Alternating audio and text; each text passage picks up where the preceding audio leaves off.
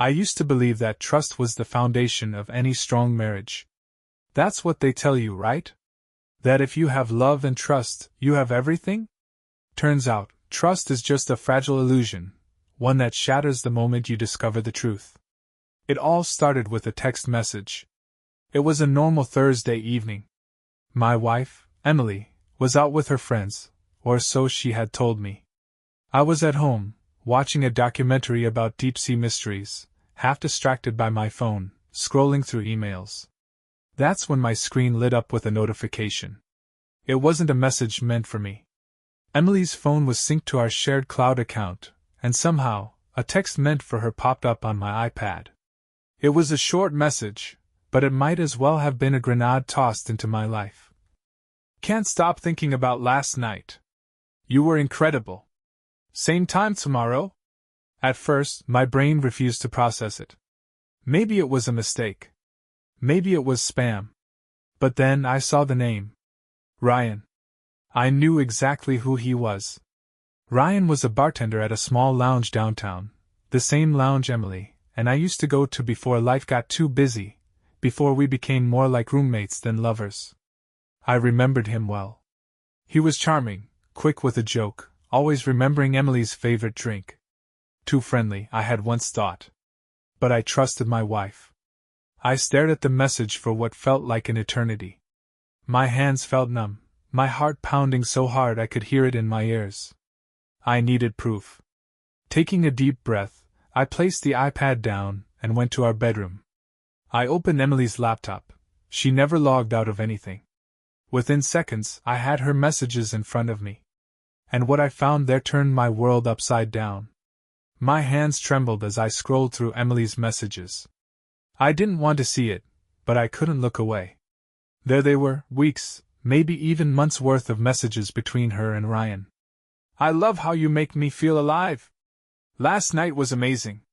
I wish I could wake up next to you. I hate sneaking around, but I can't stop myself. Each message felt like a stab to the chest. I kept scrolling, my breathing shallow, my vision blurring as my world cracked apart. They talked about me, about how distant I had become, how predictable, how easy it was for her to lie. And then I saw the worst of it. A reservation confirmation. A boutique hotel, downtown. Tomorrow night. My pulse pounded in my ears. She wasn't just sneaking around, she was planning another night with him. It wasn't over. I could feel the anger bubbling beneath my skin, but more than anything, I felt a deep, hollow ache. I had spent the last 10 years of my life building something with Emily, believing in us. I never thought I'd be the guy checking his wife's messages, uncovering the truth in the most gut-wrenching way possible. But now that I knew, what was I supposed to do? I closed the laptop, staring at my reflection in the dark screen. Tomorrow night she'd be at that hotel. And I had a decision to make. I barely slept that night. Every time I closed my eyes I saw them, Emily and Ryan, laughing, touching, tangled up in sheets that weren't ours. By morning my exhaustion had turned into something sharper. A plan was forming. I wasn't going to confront her yet. Not until I had seen it with my own eyes. So I did something I never thought I'd do. I called in sick to work. Then, I made a reservation at the same hotel. A different floor, different name, cash payment. If she was going to betray me in some cheap boutique hotel, I was going to be there to watch it all unfold. By noon, Emily was acting normal, kissing me on the cheek before heading out for a work dinner. I forced myself to smile, to pretend I didn't know. But deep down, I was already at war with myself. Did I really want to see it? Did I really want to witness my wife betraying me in real time? Yes. Because once I saw it, I'd never be able to doubt myself again. And once I had the proof, I'd make sure Emily regretted every single lie. That evening, I arrived at the hotel an hour before Emily's reservation. The place was small, stylish, the kind of intimate spot meant for stolen moments and whispered secrets. I checked into my room, my hands steady despite the storm inside me. I had already scouted the layout online. Emily and Ryan were booked on the 3rd floor. I was on the 5th. From my pocket, I pulled out the small black device I had bought earlier that day, a tiny wireless camera, no bigger than a keychain. I had spent the afternoon watching tutorial videos on how to use it. It streamed directly to my phone. I wasn't just going to catch her. I was going to record it. Slipping the camera into my pocket, I made my way downstairs. The hotel bar was dimly lit, a warm hum of conversation filling the space. I took a seat in the corner, ordered a drink I had no intention of touching, and waited. At exactly 8:45 p.m., she walked in. Emily. My wife. The woman I had loved for 10 years. She wasn't alone. Ryan was right beside her, his hand resting casually on her lower back. She was laughing, tilting her head in that way she always did when she was trying to be charming. I clenched my jaw, forcing myself to stay seated. This was just the beginning. I let them check in. I let them take the elevator up to their room. And then, with my heart pounding harder than it ever had in my life, I followed. Tonight, everything would change. I waited 10 minutes before heading upstairs. Just enough time for them to get comfortable. Just enough time for my anger to simmer into something cold and calculating. The hallway was silent except for the distant hum of a vending machine. Room 312. That was where they were. I reached into my pocket, gripping the tiny camera. My hands were steady. I had one chance to do this right. With careful precision, I knelt down, pretending to tie my shoe as I slipped the device beneath their door. The lens was angled perfectly. I'd be able to see everything. Then I walked back to my own room, locking the door behind me. My phone buzzed. The camera feed was live. I hesitated. Did I really want to press play? A part of me still wanted to believe this was a misunderstanding. That Emily had somehow been tricked into this. That she would stop. But when I finally opened the feed, all my illusions shattered. Emily was on the bed, leaning into Ryan, her fingers tracing lazy circles on his chest. And then she whispered something that made my blood run ice cold. He has no idea. I had seen enough. My hands curled into fists, but I forced myself to breathe. This wasn't the moment to act. Not yet. Because now, I wasn't just going to expose her. I was going to make sure she felt every ounce of the betrayal I did. I sat in the dark of my hotel room, staring at my phone screen, watching my wife melt into another man's arms. The rage that had been simmering inside me turned into something sharper, something focused. I could have burst into that room right then. Confronted them. Screamed. But that wasn't enough. Emily and Ryan thought they were in control. That they had the upper hand. That I was clueless. That was about to change. I took a deep breath and composed a text message. Me, hey babe. How's the work dinner? From the live feed, I saw Emily sit up, reaching for her phone on the nightstand. She glanced at Ryan and smirked before replying. Emily, ugh, so boring. I just want to come home to you. Lies. So easy. So effortless. I let a few minutes pass before sending another text.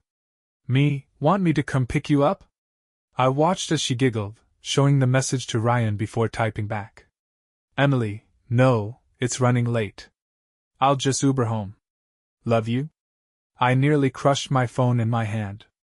She was still lying. Still choosing deception, even when she was tangled up with someone else. I locked my jaw. Fine. Let her think she was in control. Because by the time she walked through our front door, she wouldn't have a single lie left to hide behind. I left the hotel before Emily and Ryan could. There was nothing more to see, nothing I wanted to see. I had all the proof I needed. The drive home was eerily calm. No music, no distractions, just the quiet hum of the engine and the weight of my thoughts. By the time I pulled into our driveway, a plan had fully formed. I wasn't going to yell. I wasn't going to beg for answers. I was going to make her confess.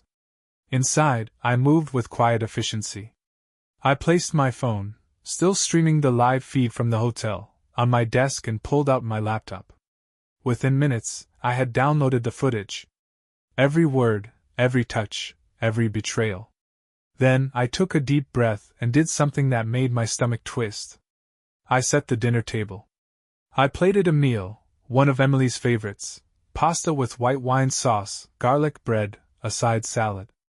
I poured 2 glasses of wine and dimmed the lights just enough to make it seem like a normal, intimate evening. And then I waited. At 11:23 p.m., I heard her car pull into the driveway. At 11:26 p.m., the front door opened. "Hey, honey." Emily's voice was light, casual, like she hadn't just spent the night with another man. She walked in, pausing when she saw the table. "Oh, you made dinner?" I smiled.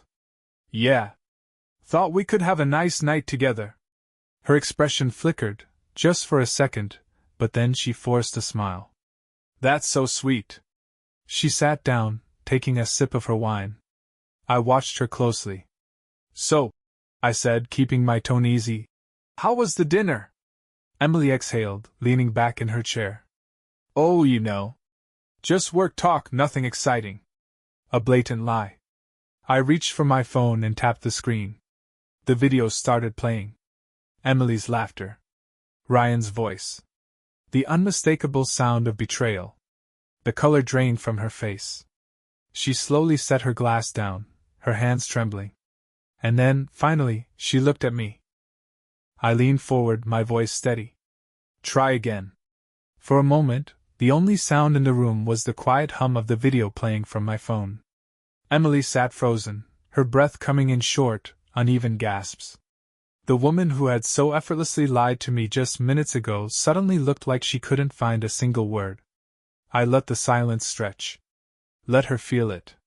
Then I reached out and paused the video, locking eyes with her. "Try again," I repeated, my voice quieter this time. Emily swallowed hard. I can explain." "Can you?" I leaned back in my chair, folding my arms. "Because from where I'm sitting, it's pretty clear. My wife told me she was at a work dinner, but she was actually at a hotel with a bartender." She flinched. "It's not." "Not what?" I cut in, my tone sharper now. "Not what it looks like." "Because, Emily, it looks exactly like what it is. You lied. You cheated. And now you're sitting here in my house, at my table, drinking wine I poured for you, acting like you can talk your way out of it." Her lips parted, but no words came. And that's when I saw it. The moment she realized she had nothing left. Tears welled in her eyes, and she covered her mouth with her hand, shaking her head. "I didn't mean for this to happen," she whispered. I let out a bitter laugh. "Didn't mean for what to happen, Emily? Didn't mean to sleep with him? Didn't mean to keep doing it for months? Or didn't mean to get caught?" She winced at that. "I swear I wasn't trying to hurt you." "Yeah?" I said, pushing back from the table. "Because you did. Over and over again. Every time you sent him a message. Every time you met up with him. Every time you came home and kissed me like nothing happened." Tears spilled down her cheeks. "I was..." She broke off, looking desperate now. "I was unhappy, okay? I felt like we were just existing. Like we weren't us anymore." I stared at her, my jaw tight. "And you thought the solution was to sleep with someone else?" Her face twisted in anguish. "No. He made me feel..." She stopped herself, biting her lip like she realized too late that saying it out loud would only make it worse. "Made you feel what?" I prompted coldly. "Wanted? Excited?" She nodded, wiping her tears away. I let out a long breath, looking away for a moment. My hands were shaking, so I clenched them into fists under the table. "You could have talked to me," I said, my voice quiet now. "You could have told me you were unhappy. That something was missing. But instead, you decided to sneak around and destroy everything we built. I didn't mean to fall for him," she whispered. That was it. The final blow. I sat completely still, her words sinking in like a knife. So it wasn't just physical. It wasn't just a mistake. She had feelings for him. Something inside me hardened. I pushed my chair back and stood up. "I think we're done here." Emily shot up from her seat, panic flashing across her face. No, wait. Please. I don't want to lose you. I laughed, an empty, humorless sound. Emily, you lost me the moment you chose him. She grabbed my arm, her grip desperate. We can fix this. We can go to counseling, we can. I pulled my arm away. No, Emily. You broke this. And I'm not interested in trying to fix something you didn't care enough to protect.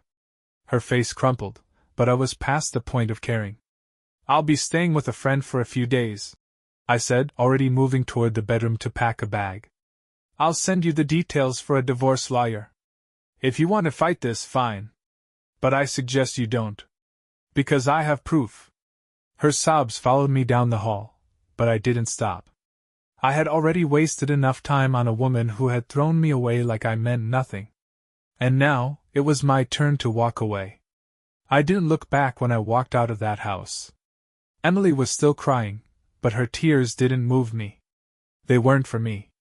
They were for herself, for the life she had just watched crumble. I got into my car, gripping the steering wheel so tightly my knuckles turned white.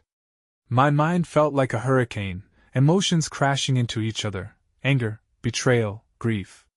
I wanted to scream, to punch something, to erase the past 6 months and wake up in a life where none of this had happened. But reality didn't work that way. I drove without thinking, ending up outside my best friend Adam's apartment. He opened the door before I even knocked, taking one look at my face and stepping aside. You don't have to say anything, he said quietly. Just come in. I did. And for the first time in hours, I let myself breathe. We sat in silence for a long time. I couldn't talk yet, couldn't form the words to explain how everything had fallen apart in a single night. Adam, knowing me better than anyone, didn't push. He just grabbed 2 beers from the fridge and handed me one. I took a sip, staring at the label without really seeing it. She cheated, I finally said. The words felt foreign in my mouth, like they belonged to someone else's story. Adam let out a slow breath. I had a feeling something was off. That made me look up. What do you mean? He hesitated, rubbing the back of his neck. I didn't want to say anything without proof, but Emily's been distant for a while, man. Different. Like she was half somewhere else. I swallowed hard. I had noticed it too, but I had convinced myself it was just a rough patch. Adam leaned forward, resting his elbows on his knees. So what now? I exhaled, running a hand through my hair. I already told her I'm filing for divorce. Adam nodded approvingly. Good. You deserve better. I let out a hollow laugh. Yeah? Because right now, I feel like an idiot. You're not an idiot, he said firmly. You trusted her. That's not stupidity, that's love. She's the one who threw it away, not you. I knew he was right. But it didn't make it hurt any less. After another long silence, Adam spoke again. So, you want to just sit here and drink, or do you want to do something about it? I raised an eyebrow. What do you have in mind? A slow smirk crossed his face. Let's just say I have an idea that might make you feel a whole lot better. For the first time that night, I felt something other than pain. I felt intrigue. And maybe, just maybe, a little spark of revenge. Adam's smirk told me he had something planned, something that would make Emily regret every single lie. I leaned back in my chair, rolling the beer bottle between my fingers. All right. I'm listening. Adam's grin widened. You said you have proof, right? The video from the hotel? I nodded. Yeah. Every second of it. Good, he said, cracking his knuckles. Then it's time to make sure Emily's perfect little world collapses just like she did to yours. I exhaled slowly. I'm not really the revenge type, man. Adam raised an eyebrow. You don't have to be. You just have to let karma do its thing. I hesitated, but then I thought about all the lies Emily had told me. The way she had looked me in the eyes, told me she loved me, and then ran straight into another man's arms. No. She didn't get to walk away from this without consequences. Adam leaned forward. Tell me, does Ryan's boss know about their little affair? That made me pause. Ryan was a bartender at a high-end lounge. One of those swanky places that catered to executives, high-profile clients, the kind that didn't tolerate scandals. And Emily? She was a marketing director at a firm that prided itself on family values. A slow realization dawned on me. Adam saw it too. Bingo! He said, clinking his bottle against mine. People like Emily and Ryan? They think they're untouchable. They think they can do whatever they want and get away with it. But what happens when their reputations, everything they built, get called into question? I let out a quiet chuckle. You're ruthless. You're my best friend, Adam said simply. And I'm not gonna sit here and let that woman play you like a fool. For the first time since this whole nightmare began, I felt something close to satisfaction. Emily had made her choice. Now it was time for her to live with the consequences. The next morning, I got to work. I gathered everything, the text messages, the call logs, the video. It was airtight proof. And then, I sent 2 carefully worded emails. One to the owner of Ryan's bar. One to Emily's boss. I didn't add explanations. Just the facts. Just the evidence. Then I sat back and waited. It didn't take long. By noon, Ryan's name was scrubbed from the bar's website. By evening, Emily's work email bounced back with an out-of-office notice that I knew wasn't planned. And by the time she finally called me, her voice frantic, full of desperation, I let it ring. She had already said enough. The messages didn't stop. Emily kept reaching out, calls, texts, even emails, each more desperate than the last. The tone shifted rapidly from apologies to anger to self-pity.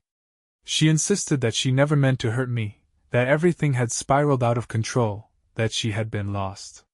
Then came the guilt-tripping, reminders of the years we had spent together, the memories we had built, the life we had shared.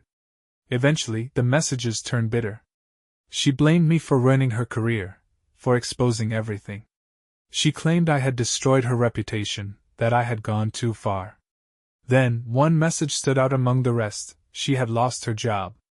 I read it twice, waiting for some kind of reaction, but all I felt was a quiet finality. She wasn't reaching out because she regretted what she did. She was reaching out because she regretted getting caught. Ryan's fate wasn't much better. A mutual acquaintance confirmed that he had been fired from the bar not long after everything came to light. His boss had a strict policy against workplace affairs, especially ones that involved married clients. The final blow came a week later. Adam, my closest friend, forwarded me an email from Emily's company. It was a brief, formal statement announcing that she was no longer employed there. There was no explanation, no elaboration, just a polite farewell to someone they had already erased. I stared at the screen for a long time, letting the words settle. Her carefully crafted career had crumbled, her personal life was in shambles, and the world she had built around her lies had finally collapsed. Yet as I sat there, I felt no triumph, no joy, no satisfaction. Only a quiet, empty relief. This was the end. And for the first time in months, I felt free. The dust had settled. Emily was gone from my life, and for the first time in years, I wasn't weighed down by the weight of someone else's deception. There were no more lies to uncover, no more secrets to chase. Just silence. In the weeks that followed, I found myself adjusting to a life that finally felt like my own. Mornings became simpler, no forced small talk over coffee, no pretending everything was fine. Evenings felt lighter without the nagging feeling that something was off. The absence of chaos wasn't lonely. It was peaceful. Emily made a few final attempts to reach out, but I never answered. Eventually, the messages stopped. I heard through mutual friends that she had moved out of town, likely trying to escape the reputation she had left behind. Ryan had disappeared as well, his name now just a cautionary tale in whispered conversations. One evening, Adam and I sat on my balcony, beers in hand, watching the city lights flicker in the distance. He talked about a new project at work, and I listened, actually present in a way I hadn't been in years. The weight of betrayal had been replaced by something else, clarity. I had spent so much time wondering what I had done wrong, what I could have done differently, but the truth was simple. Emily had made her choice. And now, I had made mine. Life moved forward.